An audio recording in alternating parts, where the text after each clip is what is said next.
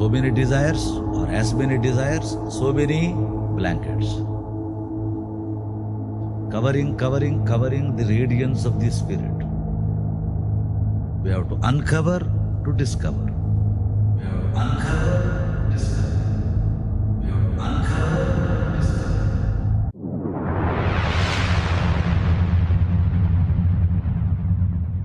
Welcome, everyone, to the Divine Discoveries podcast. We're excited to have you for another insightful and educative episode. So we start with the introduction prayers. So I'm going to go ahead and do that. Om Shri Gurubhyo Namaha. Om Gurur Brahma Gurur Vishnu Gurur Devo Maheshwaraha. Gurur Sakshat Parabrahma Tasmai Shri Gurave Namaha. Sadguru Maharaj Ki Jai. Om Vakratunda Mahakaya Koti Surya Samaprabha Nirvignam Kurume Deva Sarvakaryeshu Sarvada. Om Gam Ganapataye Namaha. Om Sarvamangala Mangalye Shive Sarvartha Sadike Sharanye Trayambake Gauri Narayani Namostute. Om Dum Durgaye Namaha. Om Aim Saraswatye Swaha. Om Shri Mahalakshmi Namaha. Om Shri Mahakalikaye Namaha. Om Trayambakam Yajamahe Sugandhim Pushtivardhanam Urvarukumeva Bandhanan Mrityor Mokshi Yamamrutat. Om Namah Shivaya. Om Namah Shivaya. Om Bhur Bhuvaswaha. Om Tatsaviturvarenyam Bhargo Devasya Dhimahi Dhiyo Yonaha Prachodayat. Om Shantakaram Bhujagasayanam Padmanabham Suresham Vishwadharam Gaganasadrusham Meghavarnam Shubhangam Lakshmi Kantam Kamalanayanam Yogi Birdhyanagamyam Vande Vishnum Bhavavayaharam Sarvalokaikkanatham. Om Namo Narayanaya. Om Namo Bhagavate Vasudevaya. Om Namo Bhagavate Pandurangaya.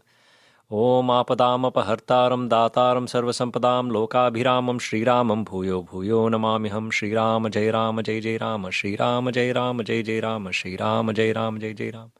Om Vasudeva Sutam Devam Kamsachanuramardaram Devaki Paramanandam Shri Krishnam Vande Jagatgurum. Om Klim Krishnaya Namaha. Hare Ram, Ram Ram, Hare Hare, Hare Krishna, Krishna Krishna, Hare Hare, Hare Ram, Ram, Hare Hare, Hare Krishna, Krishna Krishna, Hare Hare, Hare Ram, Ram, Hare Hare, Hare Krishna, Krishna Krishna, Hare Hare. Thanks to all who have joined us once again. Before I introduce the topic and our returning guest actually, I would like to hand it over to Christiane so she can let all of you know how to connect with us.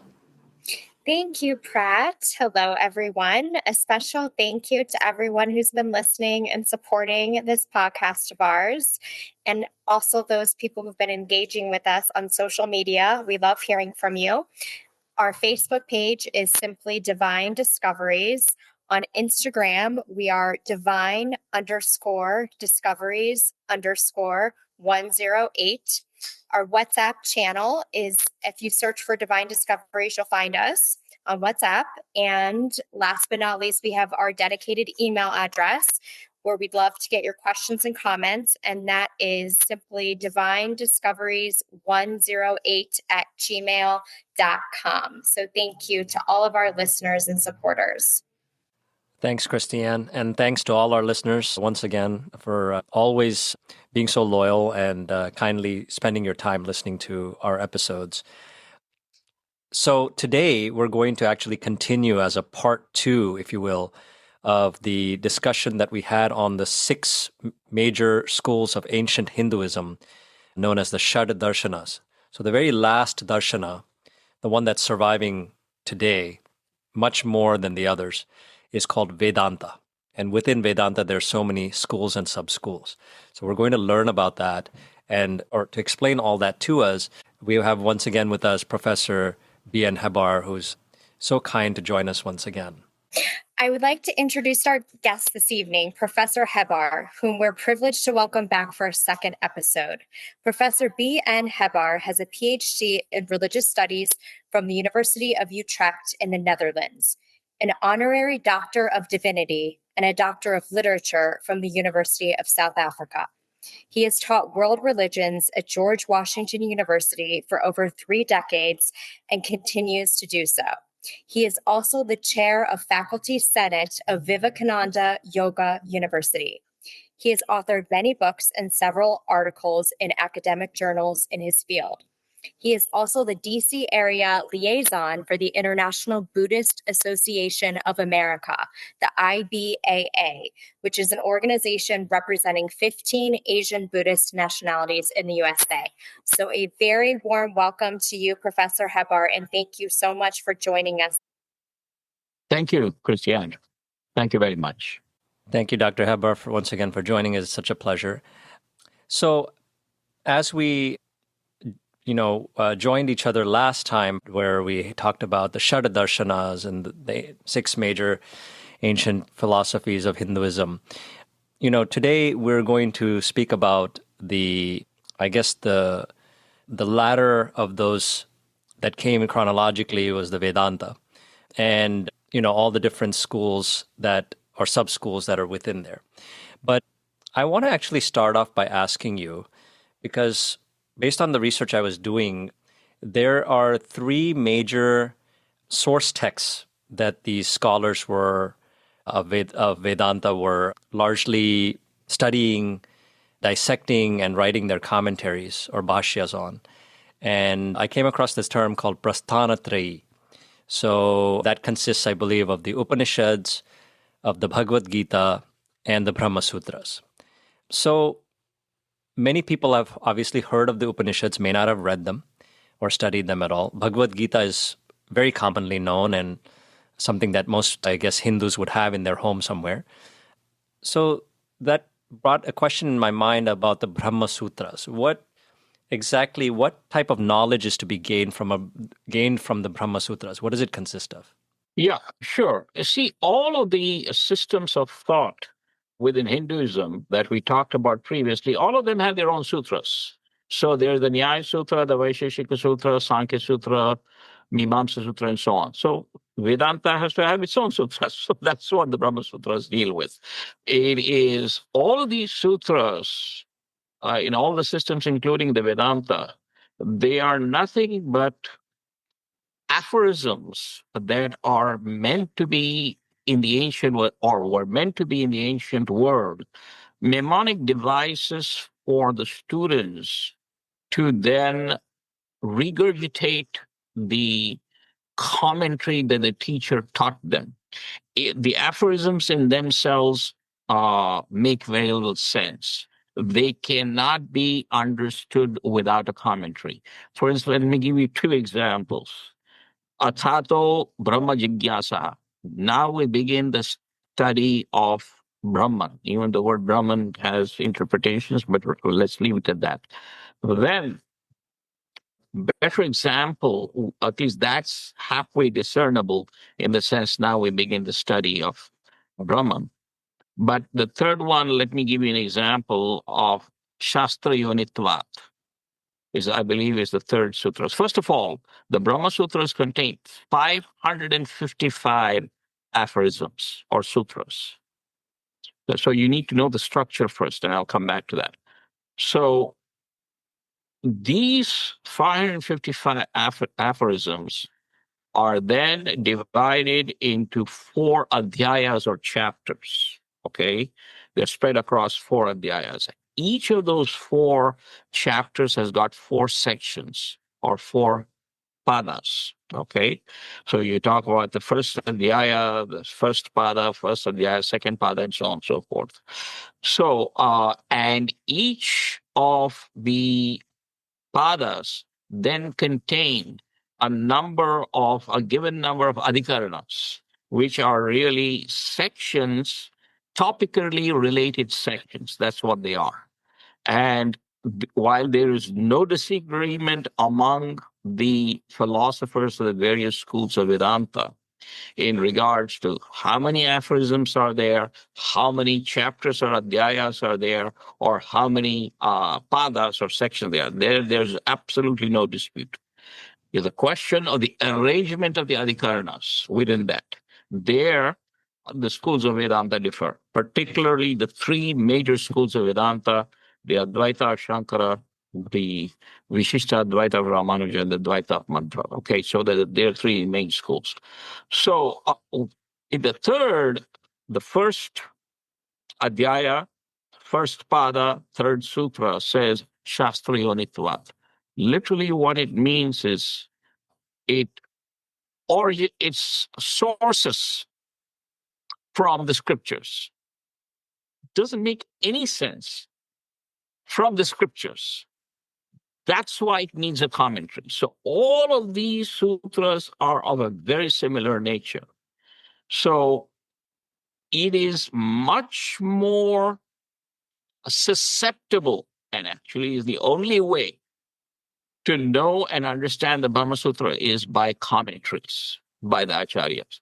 Whereas, at least in the case of the Upanishads and the Gita, you can understand the text without the commentary, but you may run into contradictions. That's why the Acharya's commentaries, it requires a school of thought to follow it.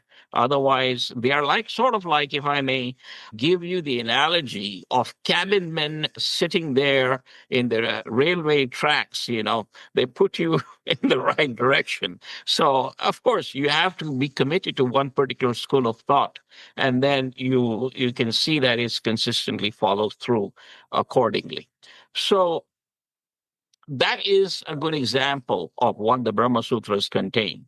But of particular interest among the 555 sutras is the second pada of the second chapter, second adhyaya. It contains a criticism and refutation of all the other systems of thought, both within Hinduism and without Hinduism. Okay? What I mean by that, it criticizes the Nyaya Vaisheshika, it criticizes the Sankhya, it criticizes, that's pretty much it does when it comes to the issue of the Hindu traditions. It does not criticize the Mimamsa. And that has been a big question mark in that regard.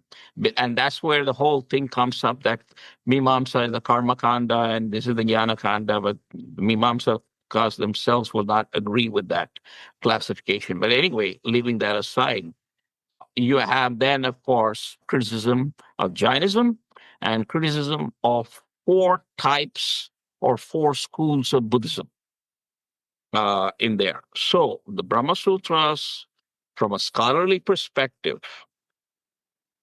was put together somewhere between, it was built over a period of time from 200 BC all the way to 400 AD. That's when the Brahma Sutras were composed. So, and then, of course, the three major commentaries, as I already told you, and then you have their sub-commentaries and the sub-commentaries. So that's how the scholastic literature of each school gets built. And that is how the schoolmen would follow accordingly. Thank you. A follow-up question to that is, the credit for authoring the Brahma Sutras is often given to, I believe, Vedavyasa, or Badarayana is another name for him? He is the suggested, or what I would call the traditionally known author. That is what tradition says. But then you have to have the academic analysis, because the academic analysis has gone through the fine comb that it could not have been written all at one stroke. Because, for instance, it criticizes the Yogacara school of Buddhism, which was founded only in 400 AD. So if Vyasa could not have known that, you see. So that is what I mean by that. But tradition is tradition. That's why you have to have in all of these perspectives in any religion, and that's true across the board, you have to have the understanding of what the people of the faith believe, which is fine, as long as they tell you up front, and then what the academics accept. There's always going to be a variance. Okay? That's the nature of religion. And that's why religion needs to be systematically studied as much as you have faith. That also is a personal affair. and will remain so. And the two are like parallel tracks. They will never meet, but at the same time, you need both of them. You need both the head and the heart to function. So therefore, that's what it is. Okay. Yep. Thank you. Yeah. Dr. Hebbar, Yeah. a pleasure to see you again and hear your insights. I think what would be great for our listeners is to hear from you about kind of a general overview of the 6 major philosophical schools, sub-schools of the Vedanta.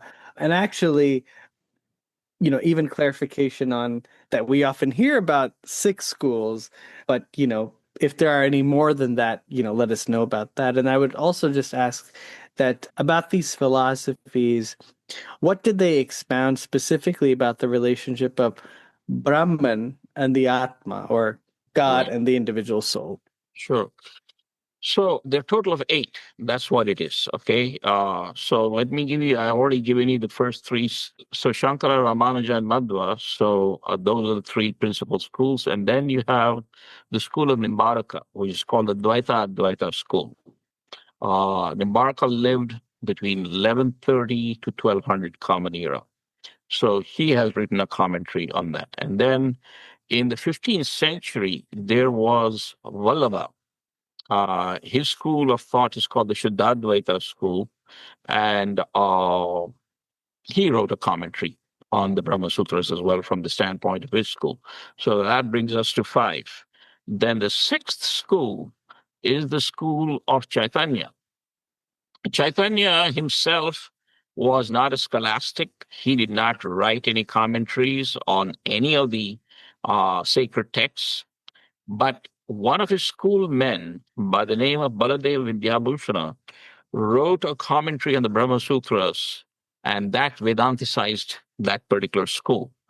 You have to write, somebody in your tradition has to write a authoritative commentary from the standpoint of your school in order to get Vedanticized. Okay, so that becomes school number 6.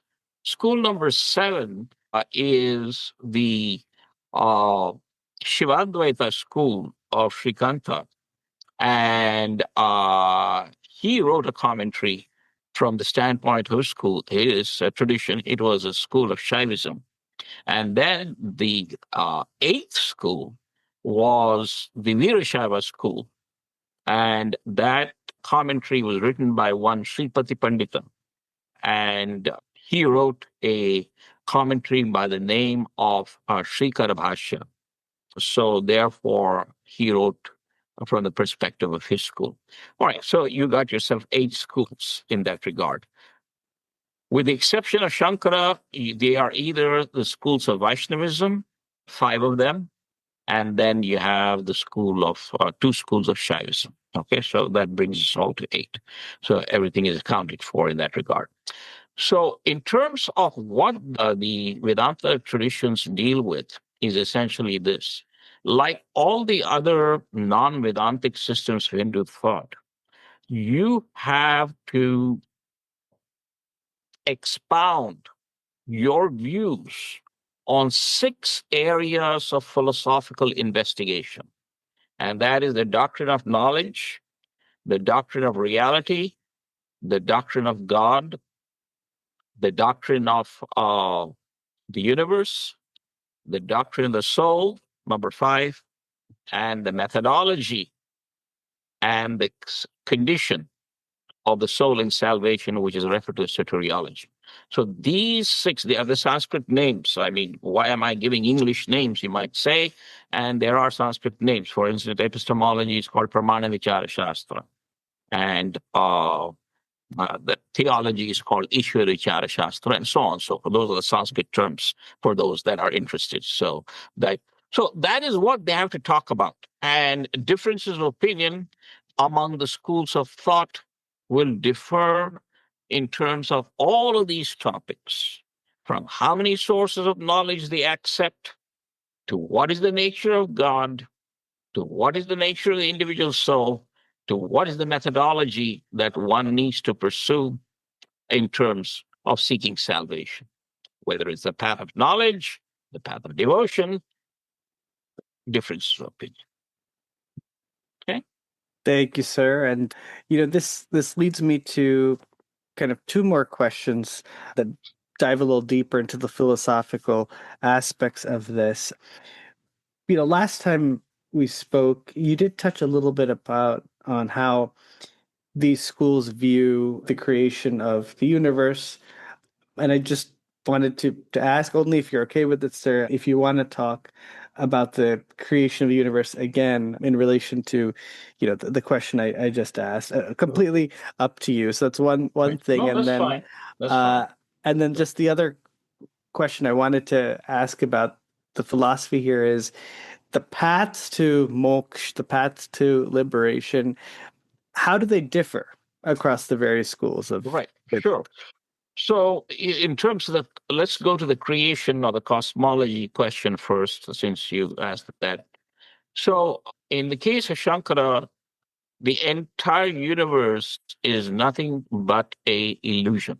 Okay, so because he accepts only one reality, and that reality is Brahman, and Brahman meaning God, but God not in the traditional sense of the term. It is being. It's not even a being, it's being itself. Okay. So, and the universe is merely a projection of this being. It is not eternal.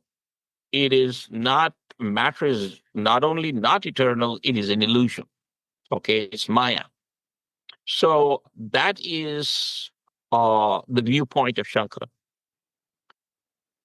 All the other schools, starting with Ramanuja all the way down to the Virashaiva school that I talked about, none of them accept that the world is an illusion. So they are all directly against the view of Shankara.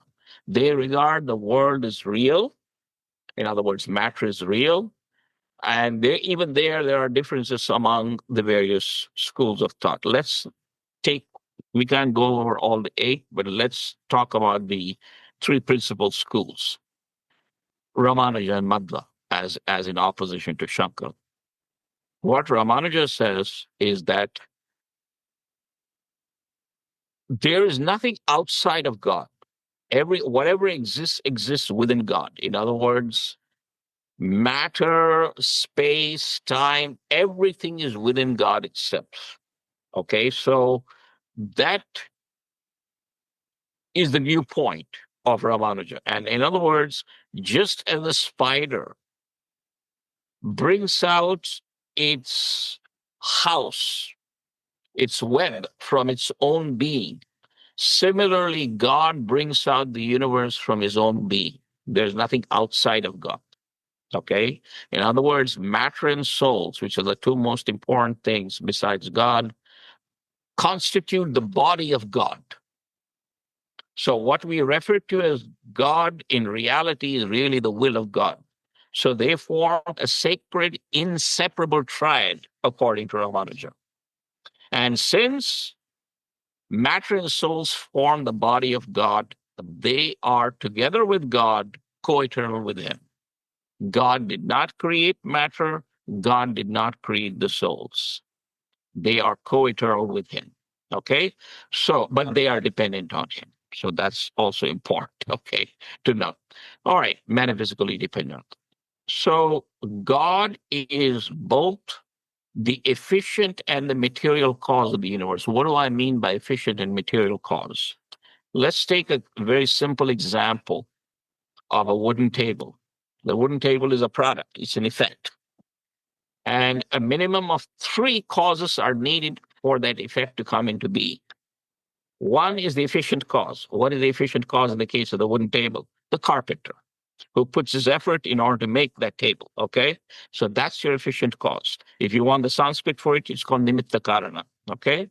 And then the material cause. The material cause, the Sanskrit for it is upadana karana. What is the material cause? You can have the most skilled carpenter that exists on the face of this universe, but he's going to say, sir, I need a fine piece, a block of wood.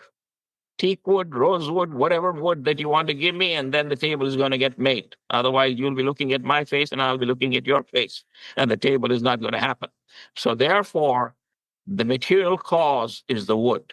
And then you can have, again, the best wood, type of wood and the most skilled carpenter, and still it's not going to get made. Because why? The carpenter needs the tools of his trade.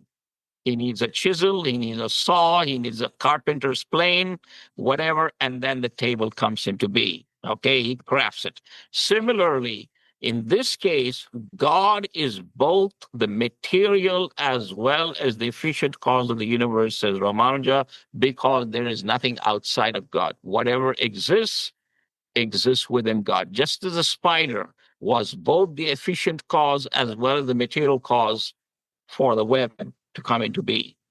It brought out the web from its own being, not from any place else. And it also put its effort in making the web, right? So that is the viewpoint of Ramanuja. And he finds support for it in the Gita. For instance, when he shows to Arjuna, look here is my cosmic form. You can see the entire universe within me. Okay, in the 10th chapter or 11th chapter of the Bhagavad Gita, you find that it's called the Vibhuti Adhyaya. So there, in that, is the evidence that Ramanuja finds there's nothing outside God, whatever exists within God. Now, that viewpoint is referred to in Sanskrit as the Brahma Parinamavada. In other words, God transforms, not within his own soul, but he transforms by way of his body. His body is subject to change. So that is the viewpoint of Ramanuja. The third cosmology is that of Madhva, which is sort of will resemble a little bit closer to the Abrahamic faiths in that regard, is God is the creator of the universe, but at the same time, no matter how theistic you get in the Indian tradition, the Hindu tradition in particular, theistic you get, there is no business about ex nihilo creation. What is ex nihilo? Ex nihilo means creation out of nothing. That is the hallmark of the Abrahamic faiths. God is sort of like a cosmic magician who creates matter, who creates the soul. No, that is not accepted within the Hindu tradition, no matter how theistic you get. So even Madhva says the souls and matter are not the body of God. So there he differs from Ramanuja, okay? Not the body of God. They are distinct from God, but they are dependent on him. In other words, they're completely under his control, but they are co-eternal with him. He did not create them. So God becomes the efficient cause of the universe, as far as Madhva's tradition is concerned, and matter becomes the material cause of the universe. And then the universe comes into being. But there's no one-time creation, again, something that it differs from the Abrahamic faiths, because we have a cyclical view of the universe. Our cosmology, Hindu cosmology, is cyclical. In other words, there's no one-time creation and the one-time destruction of the universe or dissolution of the universe. It happens periodically because there are an infinite number of souls, and there will always be souls that are seeking salvation. And for that to happen, the universe must exist, because the universe is the sadhana bhumi, the place where the soul is able to work out through its good and bad deeds, its path, its journey towards salvation. Thank you. Thank you, Dr. Hebbar. Sure. I know that the various schools within Vedanta have their different paths, their respective paths. So Shankara is known more as a jnana proponent, and then there's Ramanuja when you're... The rest of them are all into bhakti. All into bhakti. All of the rest of them, starting with Ramanuja, Madhva, Right. Vallabha, all of them are into bhakti. The only difference is in the case of Ramanuja and Madhva, they believe in what is referred to as Aishwarya Bhakti, the relationship between the devotee and the deity is one of master and servant. The Jivatma is the servant and Paramatma is the master. Okay, God is the master, the individual soul is a servant. All right, so where the schools of Vallabha, Nimbaraka, Chaitanya, etc., they believe in Madhurya Bhakti. In other words, the relationship between God and the individual soul is the lover-beloved relationship. God is the lover, the individual soul is the beloved.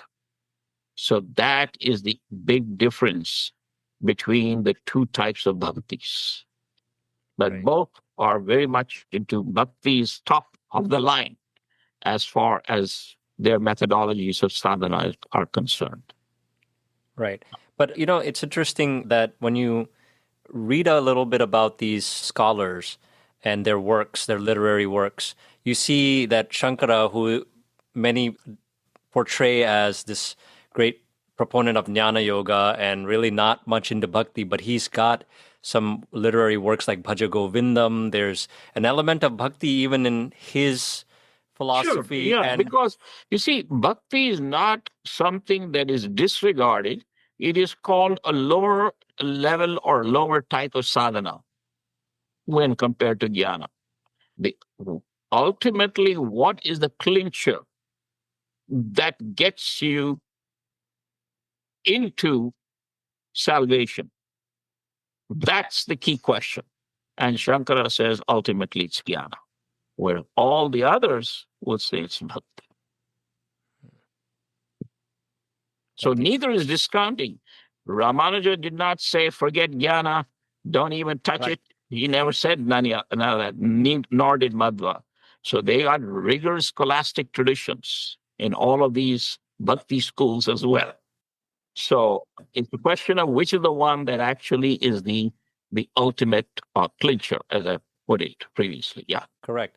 So when I was studying a little bit about Chaitanya Mahaprabhu also, he seems to be the other extreme when it comes to, when you look at least just the six that we were looking at, from Shankara all the way to Chaitanya. Shankara obviously is more jnana dominant, and then there's Chaitanya, who's like completely bhakti, blissed out with kirtan, bhajan, and all that, and Right. chanting the holy name, as they say, right? Harinam Sankirtan, I think, is what he promoted. But even in his lifetime, I believe he had defeated some intellectuals in scholarly debate. So So it's not so much that. You see, the way you judge it by is what is the scholastic literature that is put out by the school. And you have within the Chaitanya tradition, as I told you, this person called Baladeva Vidyabhushan who wrote a commentary in the Brahma Sutras. And there's Jiva Goswami and Rupa Goswami. They were the other two stalwarts who were scholastic in the tradition. They too followed bhakti big time, but it did not mean they completely shut out. Chaitanya himself stands alone. He himself was not a scholastic. So he's almost a unique example within the founders of the schools of Vedanta in that regard. So if you discount his one single example, all the others were definitely scholastic in as much as they were into the path of devotion. So it's both. Yeah. Thank you. One follow-up, though. Many of these, or some of these scholars, like Shankara and even Chaitanya, for that matter, the two that we were speaking about, many believe, I don't know if it's a matter of faith, but they believe that they are some sort of incarnation of Shankara of Shiva, and Chaitanya, they say, is a merging of Radha and Krishna together. Right. How much stock do you put in things like that? Yeah, from a scholastic perspective, we discount all that. But from the standpoint of the people of the faith to which that they belong to, yes, that's their perspective, and that should be respected from their standpoint, and we leave it at that. But from a scholastic perspective, no.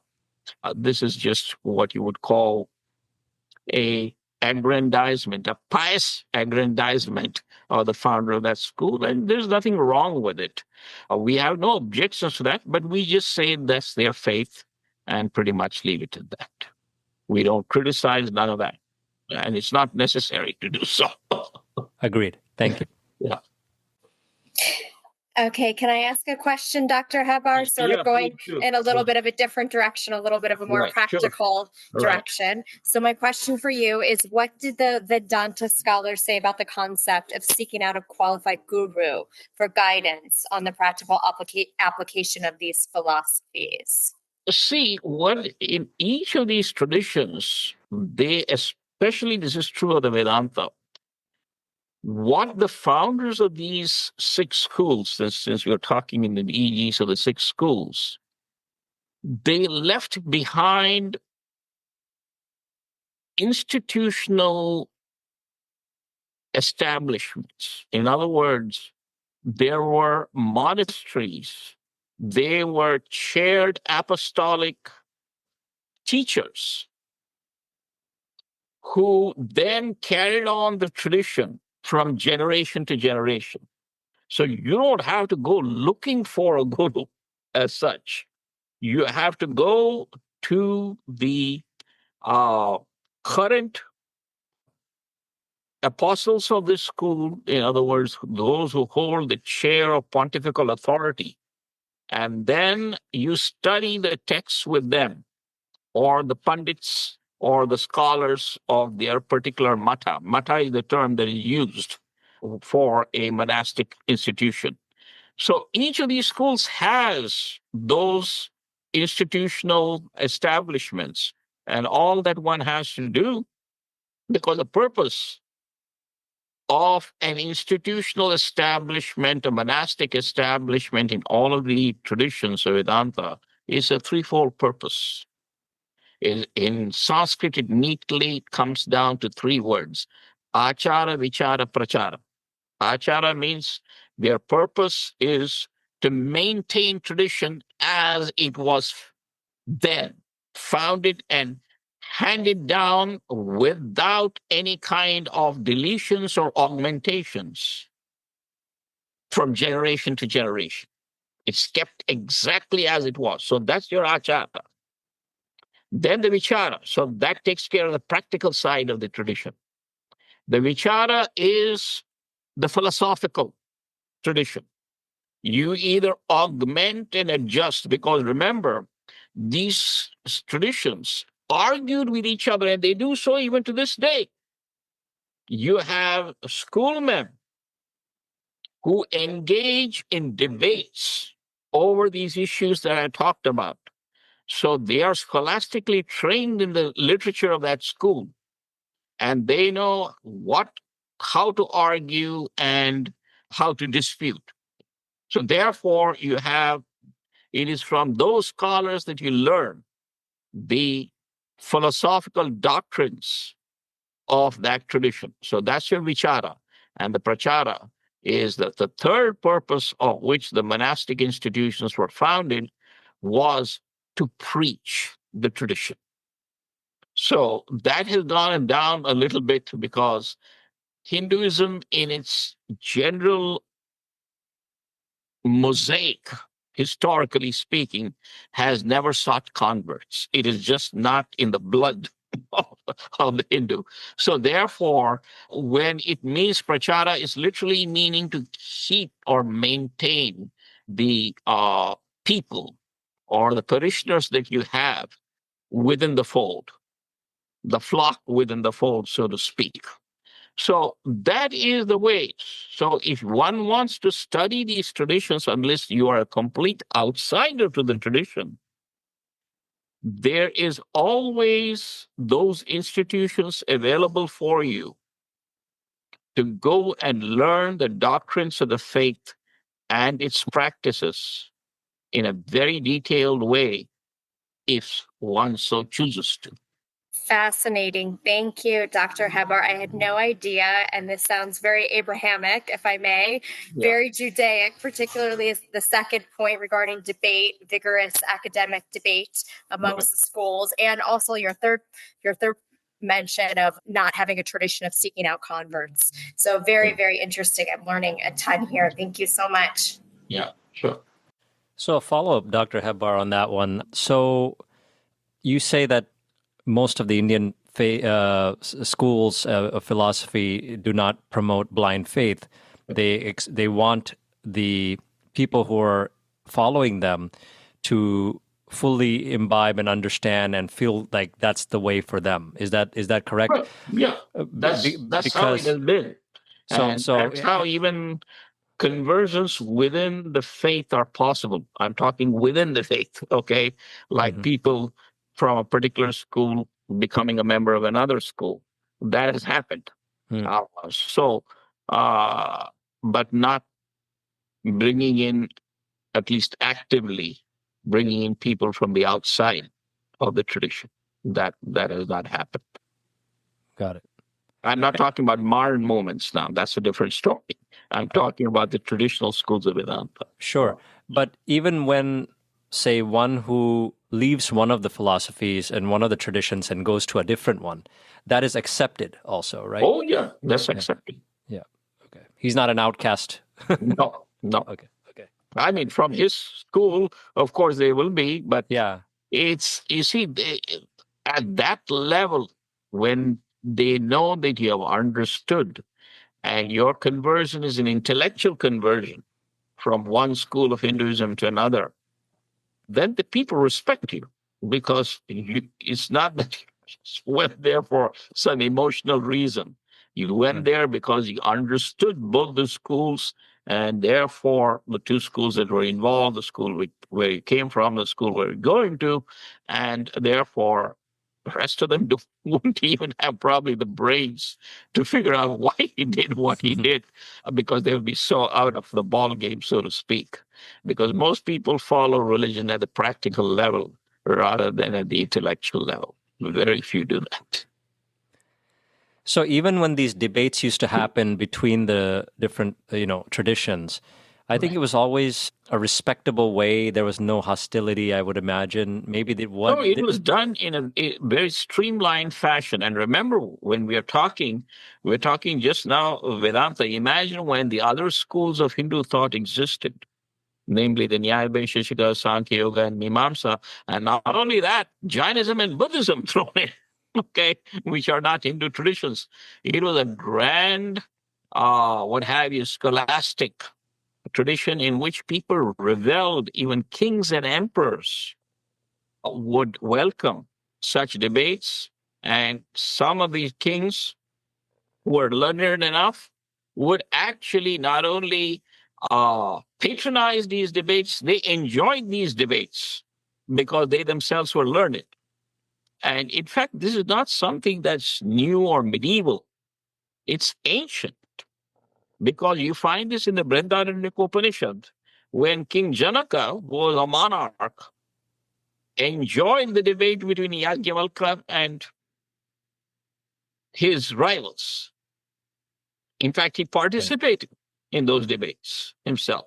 So it has been, and yet the kings were so neutral. Many of them, at one particular debate in the 16th century, I believe, when one of the schoolmen got so energized in his debate and he stood up in front of the monarch who was financing this debate or patronizing this debate and said, "Which school do you choose from, your majesty?" And the king, who was wearing a number of rings, he very diplomatically said, "You see, scholar, I got 4 fingers which have 4 different kinds of rings. I like all of them." And the scholar sat down. So that's how they handled such things. Yeah. So taking a different turn, I actually wanted to know, because we already spoke about the 3 source texts earlier, but I would like to know what is the view and the value of the Puranas, and how were they viewed by these scholars? Because quite often when it comes to intellectual viewpoint, I feel like the Puranas are often looked upon as fable stories or glorified theistic moral stories, that that are probably that even modern day Hindus refer to the Ramayana, Mahabharata, even the serials that are coming on TV and Ganesha stories and all that as Right. mythology or mythology, as they say. So it often makes it feel like these are stories that were written for a teaching purpose, but they're most likely not true.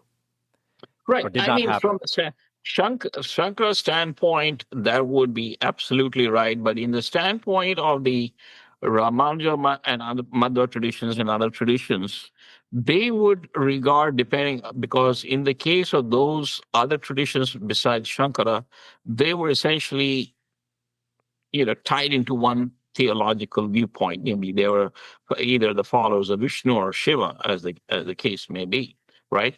So they would regard those Puranas which glorified Vishnu as authoritative, and they would certainly give them a lesser status. And even there are certain Puranas that are capable of what I would call a philosophical interpretation. A good example of that would be the Bhagavata Purana. The Bhagavata Purana is capable of philosophical interpretation. Okay. Uh, and therefore, even the schoolmen from Shankara's tradition has written a commentary on it. Forget about the ones from the Ramanuja and Madhva traditions. So, anyway, yes, they are considered definitely inferior to the Upanishads and the Gita, no doubt about it. But you see, from the standpoint of ordinary people, it is these stories that relate to them, and you're right in pointing out they are didactic stories, and some of them are folklore. At some point in time, got amalgamated into the Hindu tradition. As to when that happened, how it happened, is anybody's guess. Only thing is, we can make some scholastic, what I would call parsing of those pieces of literature. But other than that, they are largely ignored by the philosophical tradition. Pretty much, they confine themselves to the Upanishads and the Bhagavad Gita and the Sutras. And when I mean the Bhagavad Gita, it is only for the Vedanta that regard the Bhagavad Gita as the Sankhya Yoga and Mimamsa and the Nyaya Vaishika don't accept that, not to, at least by way of authority. Yeah. Got it. Thank you. Sure. Okay, I have another question, Dr. Hebbar. We just learned from you that there were heavy and intense debates between the followers of these different Vedanta schools. Yeah. So my question is, like, which one or which ones won, if you will, quote unquote won? No, Which of these schools are predominantly still followed today is another way of no, asking it is in general, if you are looking for what you would call an all India perspective, then is the Shankara School of Vedanta the only one that's all India? Because it is the nature of that school, because it commits itself. First of all, it's not theologically committed. It does not say who that supreme being is. First of all, the supreme being is not a being; it is being itself. So it's much more, in that sense, philosophical and so on and so forth. Whereas the other schools have already conditioned themselves by committing themselves to the fact that either Vishnu is the supreme being or Shiva is the supreme being.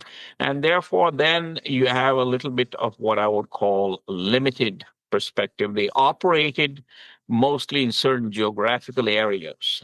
And it is in that geographical area that their influence seems to have been the widest and still is to this day. So that is how these things panned out in the history of these traditions. And remember, Vedanta was the last tradition and is the only tradition that's alive. If you had looked at the previous segments, there were other schools of Hindu thought which died out and which were also all India wide. And then, of course, we had, as I said, two non Hindu traditions that were equally active, and that was Jainism and the various schools of Buddhism.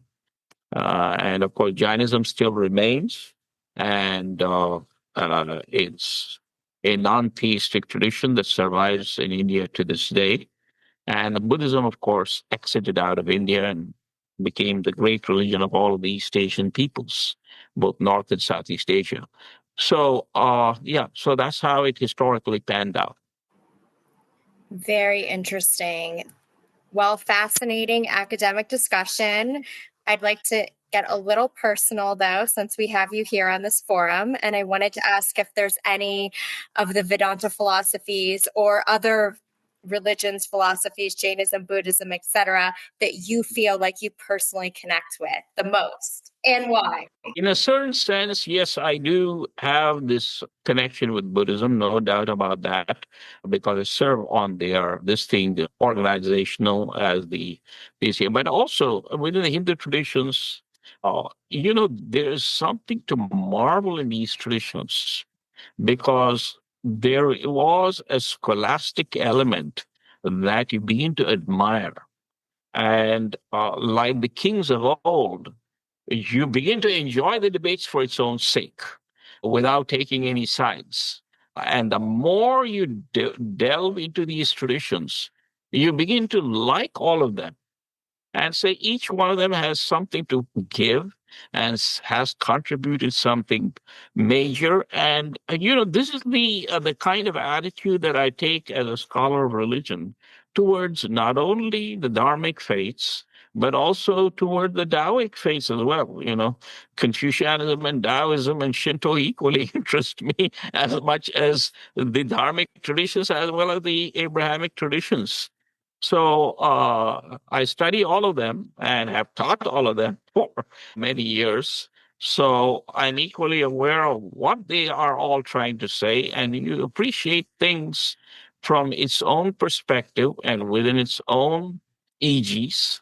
And that's the way I think an objective scholar ought to be and should be.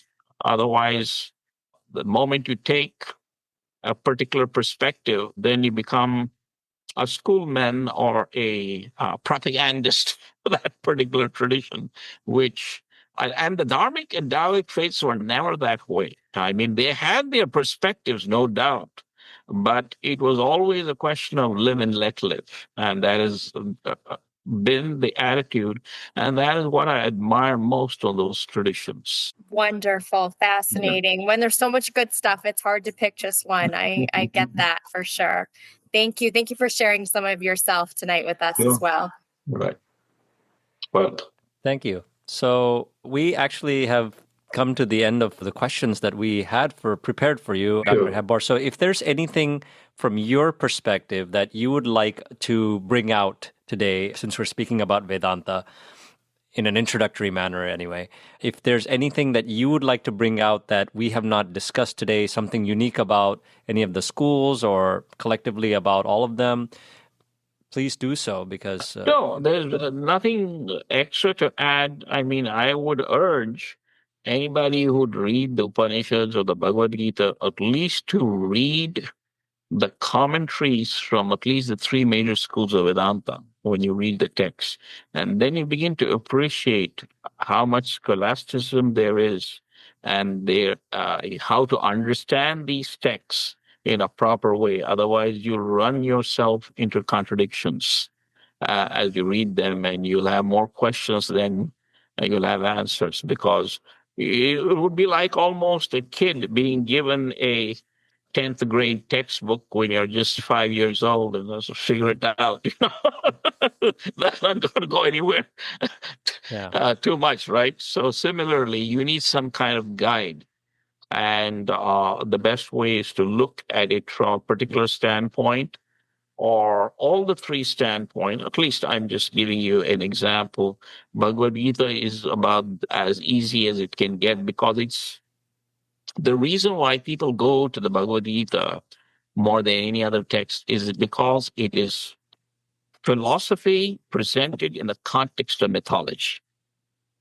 And that's why that people find it so easy to relate to.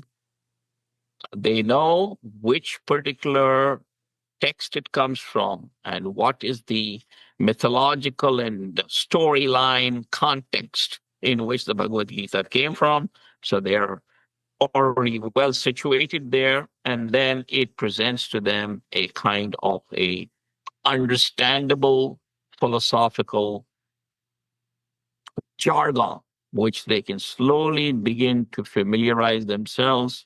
And that is usually the route and the method by which the ordinary Hindu approaches or upgrades himself from mythological Hinduism to philosophical Hinduism, is through the Bhagavad Gita. Wow. Yeah. Interesting perspective. Yeah. Yeah.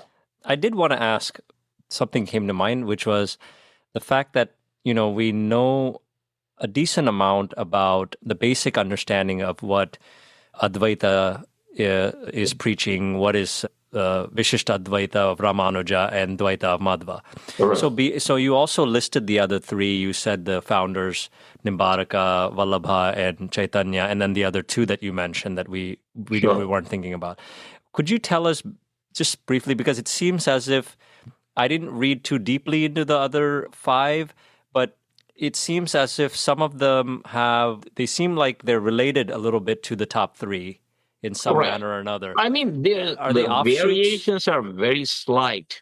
And that's Yeah. why most scholars, even, or even outsiders, don't go beyond the three schools, because in the three schools you find the widest variation. Once you have read Shankara, Ramanuja, and the Madhva traditions, the other traditions seem sort of what I would call trivial differences from the three. So that's why they're referred to the minor schools of Vedanta when compared to these three. These are the three principal schools. So I won't worry too much about, going into the nitty-gritty details. I mean, one can do so, I suppose, but really not at this basic level. It's not necessary to do that. Yeah. Okay. Got it. So thank you, Dr. Hebbar, once again for Thank you. being a part of our show and bringing your great wisdom and your insight to us, and for patiently also answering our questions. And thank you so much, Dr. Hebbar. Thank you. Thank you. And, thank you so much. Namaste. So that was very insightful, guys. We really had an amazing blessing to have Dr. Hebbar, such an intellectual giant who is so knowledgeable of so many different world religions, that we hope to explore more about the different ones that we didn't get a chance to touch on yet. And there's so many of them. But we appreciate everyone who's been listening and giving their feedback. And I hope if there's any other topics like these that you think, we could use Dr. Hebbar as a resource for, or any other topic that interests you, please do let us know. divinediscoveries108@gmail.com, or you can message us on our Instagram page as well. So thank you all very much. We're going to end today with a video where Guruji speaks about Vedanta as well. Thank you all for listening, and may peace be with you. Om Shanti. All of you know Vedanta means Upanishad, end of the Vedas, latter portion of the Vedas, which is the knowledge. Knowledge always comes in flashes. That knowledge which comes bit by bit is known as information. Knowledge comes in flashes of lightning, illumining the city of 9 gates, opening the third eye. Then you are united with the truth, and therefore all knowledge of God and the kingdom, soul and the self, cosmogony and the secret of everything, karma, dharma, everything is revealed before you. I will explain to you this evening the 7 steps, 7 stages of the jnana. For that, sometime the explanation will help you. Where exactly you are. Just like you are driving, you have a map and everything, still you feel as if you are lost. As if you are not in that highway, in that free way. So you go to a safe way, fast.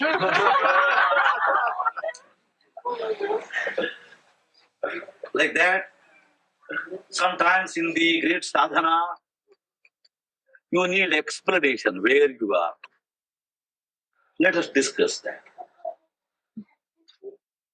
See, when somebody as an instrument of God is around you, you should take benefit of that and clear your doubts and questions. But we definitely need for our progress oneness of the mind. Otherwise, we like scattered mustard seeds to gather spiritually. So when with this knowledge, you wait for that hour of a great diksha coming upon you, how blessed you will. Therefore, obedience is the law for this. Without obedience, the kingdom of heaven is not going to open. We surrender to God through the teacher. Therefore, the Shvetashvatara Upanishad teaches that as much respect we give to God, so much we see in His instrument. There the truth is revealed. That is the Upanishad. The Vedanta teaches that. Yasya deve para bhakti yatha devau tatha gurau is the discussion for those who know the Sanskrit. Let us discuss now the Sapta Bhumika from the Vedanta, 7 stages. So you know in which stage you are. That will help you to go forward. The very first Bhumika in 7 Bhumika of Vedanta, 7 stages of consciousness. The very first is known as Shubhecha. Shubhecha means you are very, very eager in learning and knowing the Holy Scripture. You want to know the truth. You are very eager to understand the meaning of what is Tattvas, what is Aham Brahmas, what is Dasoha, what is Om, which we constantly recite. So you should find out whether your mind is really serious or just to escape for some time you are seeking spirituality. Be sincere about this. Are you just curious jumping around or you are seriously wanting to enter into the citadel of truth? Then you know at least that you are in the first stage. You are on the right track. That you should know yourself.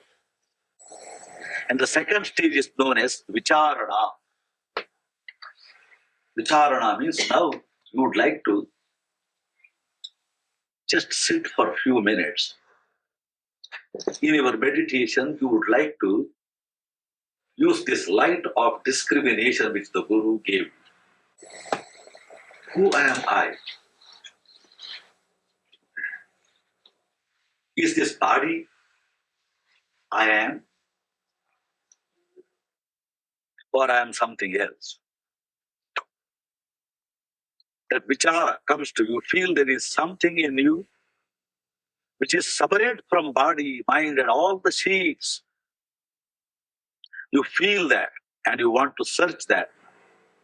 Thereafterwards, the third stage is known as Tanu Manasi. What is the name? Tanu. Now, Tanu has 2 meanings. Tanu means body. And Tanu has another meaning in Sanskrit. Tanu means a silken thread, a thin thread. It's called Tanu. Manasi means the mind.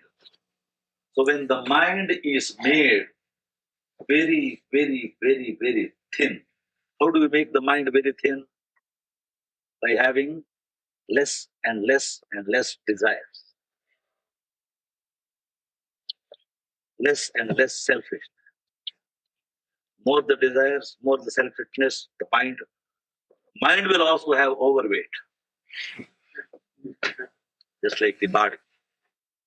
Tanu Manasi means that. In simple, it is known as detachment. With this, the fourth stage you are attaining now by thinning the mind like a thread through satsanga.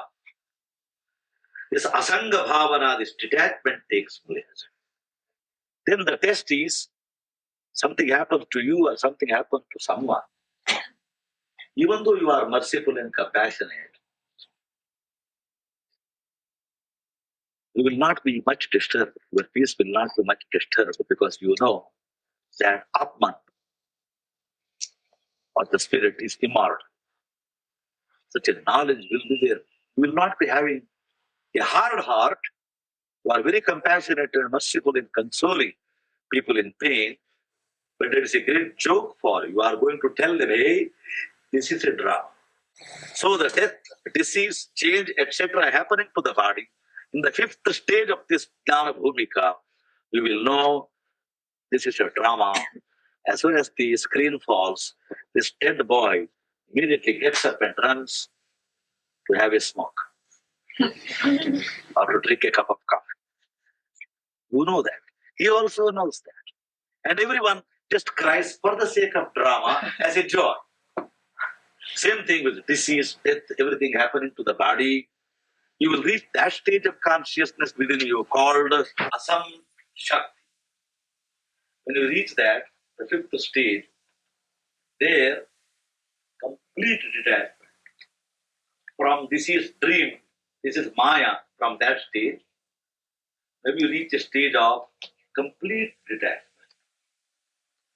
It doesn't mean that you will be running away from everything. You are in the midst of everything, and yet you are detached. Running away from everything physically is not the goal of Vedanta. Living in the midst of everything, in the midst of intense activity, you are in perfect harmony and peace. That is the essence of Vedanta. Because sometimes people would like to know, why am I going to the temple? Why am I listening to all the wisdom? You must know the result is your doubts are dispelled. Your ego is humbled. Darkness in the mind is dispelled. The mind is made thin. Vichara darpana, a mirror is given in your hand to see your true self. Therefore, you know that you are the light. Be ye a lamp unto yourselves, is the teaching of the Buddha. When you become the lamp for yourself, then constantly you are walking in the light. Therefore, you will not tumble. You will walk straight because you are walking with the light and you are the light. And that stage is the sixth stage known as Padartha Bhavana, where you have the light. And with that light, you are able to illumine the hearts of everyone wherever you go. That's the meaning of the Guru. Guru means the light. Guru means kavan batave vaat, bada vikataya maghat. So that light, the Guru within you is awake. Guru without awakened that. And he passed into you the transmitted energy of that light. And he made your mind thin so that the truth within you is reflecting in your mind, and therefore you have the Turiya, the seventh stage, known as transcendental, beyond speech.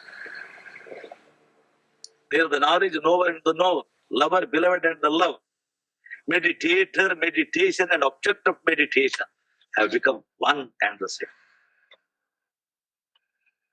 There the journey in spiritual path is complete.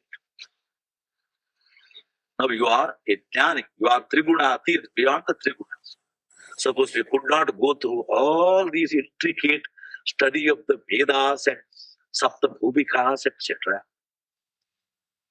Then if we participate with our body, our ego and everything in serving God as the Guru,